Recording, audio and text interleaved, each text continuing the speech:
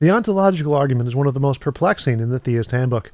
It obfuscates fallacy after fallacy in technical philosophical jargon in order to confuse and bewilder the average person. Today, we'll be looking at the most common flaws in every single version of the ontological argument so that you can debunk it with ease.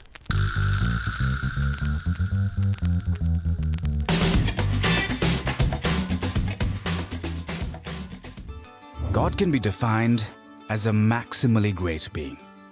If something were greater than God, then that being would be God.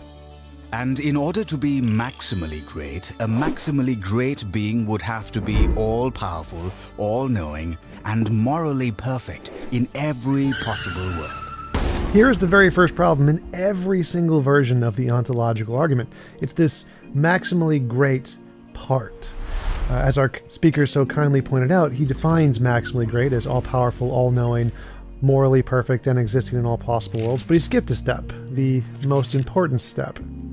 There are two kinds of properties, real properties and imaginary properties.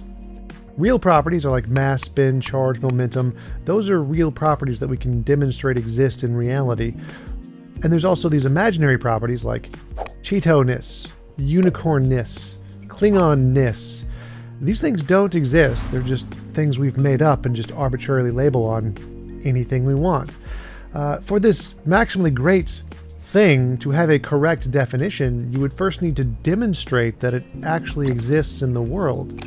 Otherwise, we could just define it however we want, change the definition to just remove or add any other properties we deem would be appropriate for the maximally great property.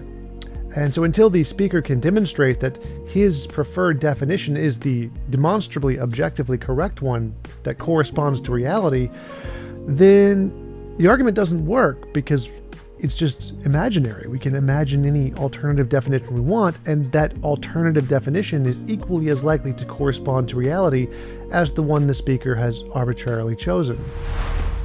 As soon as you bring up this criticism in any debate about the ontological argument, you immediately win, because it puts the theist in this awkward position where they're now trying to defend the idea that greatness is an objective property and it has an objective set of definitions that it must adhere to objectively independent of opinion because something in the universe demands that greatness has this exact definition to it. Now, obviously that's ridiculous. We can't demonstrate that greatness exists as a real thing like an actual force in nature. It's clearly just a human concept.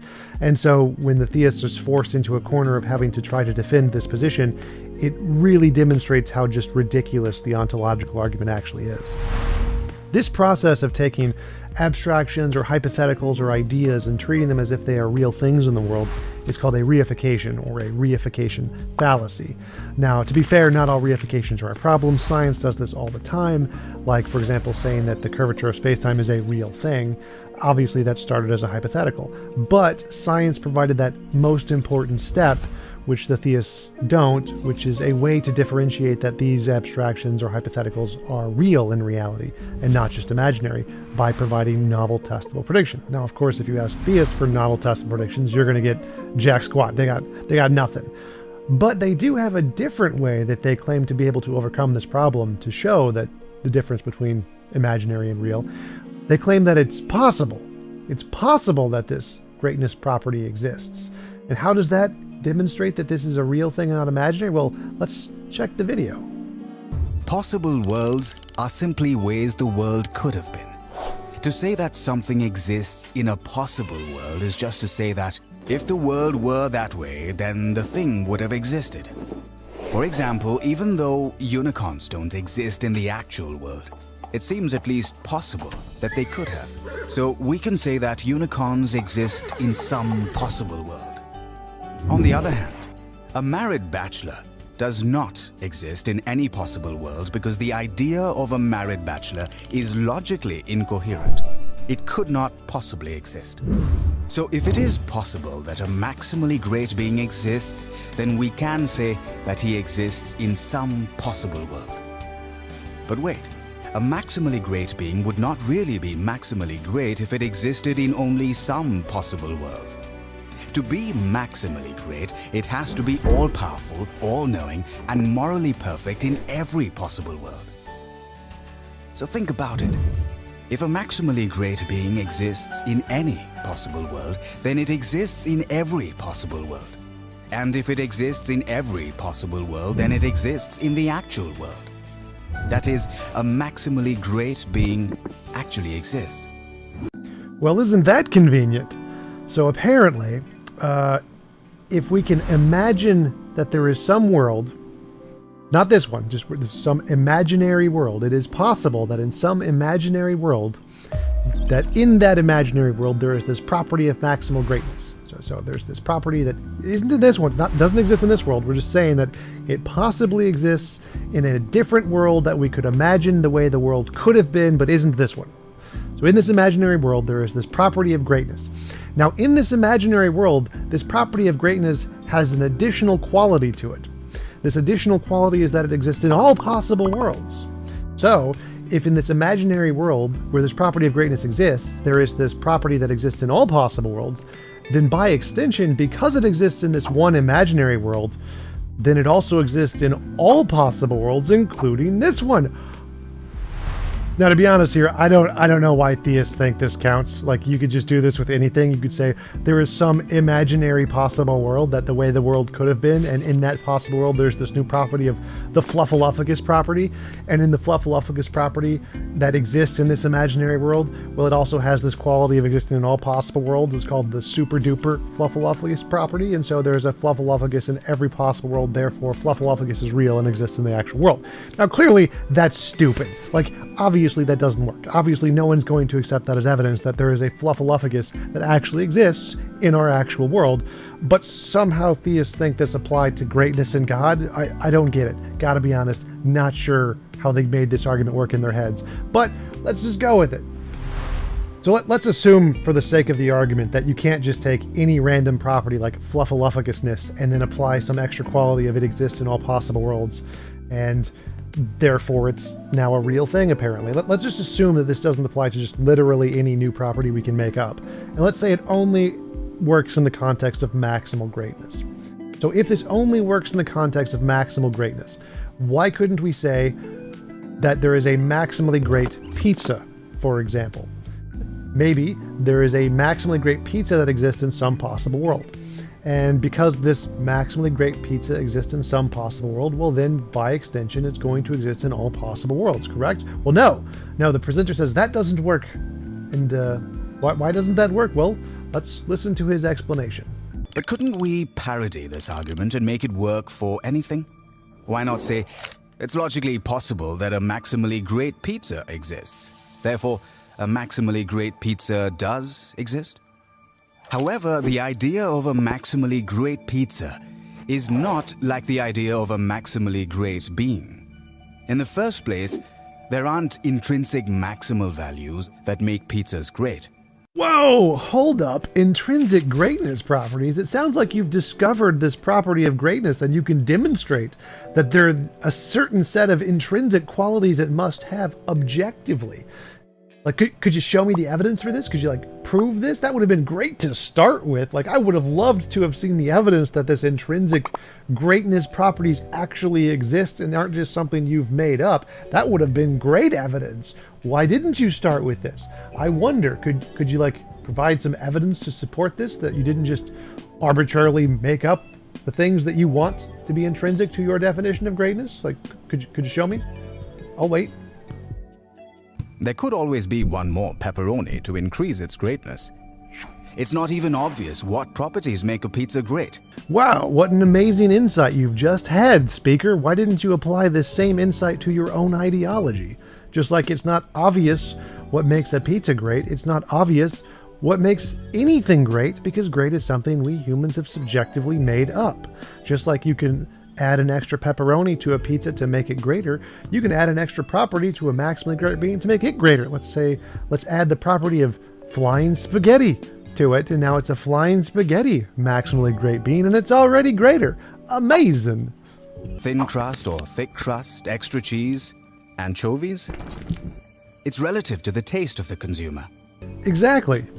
The definition of the best pizza is relative to the taste of the consumer, just like the definition of the greatest being is relative to the taste of the person making up the definition. You define a maximally great being as all-powerful, all-knowing, morally perfect, and exists in all possible worlds. I define a maximally great being as all-powerful, the flying spaghetti monster, exists in all possible worlds, and is not the Christian God. So, if we accept the structure of your argument, the structure of your modal logic here, and say that if this maximally great being exists in some imaginary possible world, and yours exists in your imaginary possible world, mine exists in my imaginary possible world, and because in these imaginary possible worlds they contain this quality of existing in all worlds, then both of these things, both your maximally great being and my maximally great being, must exist in the real world. But that leads to a contradiction, because yours is the Christian God and mine is definitely not the Christian God. And it specifically entails that there is no Christian God. Like I can include the property of it ate the Christian God or something along those lines. And we can do this with essentially any kind of definition of maximally great, where we just entail contradictions. And so if this shows that if we grant this modal kind of an argument, modal logic being about possibility and necessity and about what can exist in different possible worlds, if we grant this kind of modal logic, it will lead to contradictions. So simply just saying that there is this property that exists in some imaginary world, and we can imagine that this property entails existence in all possible worlds, is clearly fallacious. That can never work, because we can just take this same kind of a property or process, apply it to contradictory properties, and then it shows that this world is going to just logically implode. We can say that we just apply it to like squareness and circleness, for example. If we can say that there is this certain property of this thing that exists in all possible worlds and is necessarily a square and prevents any circles from existing in any possible world. So like there's this perfect square that exists in some possible world and it prevents any circles from ever being formed in that world. And it has this extra quality of existing in all possible worlds, which means it exists in this world, which means it would prevent any circles from being formed in this world. And then you can just draw a circle and say, oh, we have defeated that position. So clearly, this method of just asserting that you can imagine a possible world that might have this possible property, and this world, and in this world, that property entails a quality to it that exists in all possible worlds, is clearly fallacious reasoning. Like, obviously, this is wrong. In the second place, a maximally great pizza would have to exist in every logical possible world. But that would mean that it couldn't be eaten. So it wouldn't really be a pizza, because a pizza is something you can eat. The idea of a maximally great pizza turns out not to be a coherent idea. Why would maximally great entail that it can't be eaten? That doesn't make any sense. Maybe for something to be maximally great, it must be eaten, because it seems to me that something is greater if it can be eaten than if it can't be eaten. I mean, the fact that it's eaten doesn't mean it stops existing, so it can be eaten and still exists in all possible worlds. That's perfectly fine. There's no logical contradiction there. So maybe the maximally great being must necessarily be able to be eaten, because if it can't be eaten, it's not maximally great. Therefore, because God can't be eaten, God can't be the maximally great being. You see, this is all the theists are doing. They're just making up their preferred definition, using ad hoc reasoning to claim that for some reason or another, this preferred definition that they like is the greater one, and your alternatives are not, for just arbitrary reasons that they've made up. And then applying their preferred definition to reality and saying, because I can imagine it this way, therefore reality must be this way, which is, of course, a reification fallacy, which is all the ontological argument really is. It is just defining things into existence, imagining things into existence with no real evidence. And that's the fundamental basis of most theistic arguments, is that they've made stuff up, and because they've imagined it this way, they're going to imagine it and it exists. And that is the whole point of science, is to eliminate that kind of fallacious reasoning. The fact that you can imagine something isn't evidence it exists. You need some independent method that can verifiably show real things that do exist and filter out all of the imaginary crap that you've just made up, because most of the stuff people think about is imaginary crap they've made up. So it's a fundamental flaw in human reasoning, is that you think your imagination accurately reflects reality when it doesn't. So just using your imagination as the basis for concluding something is real is a garbage epistemology. Just completely junk.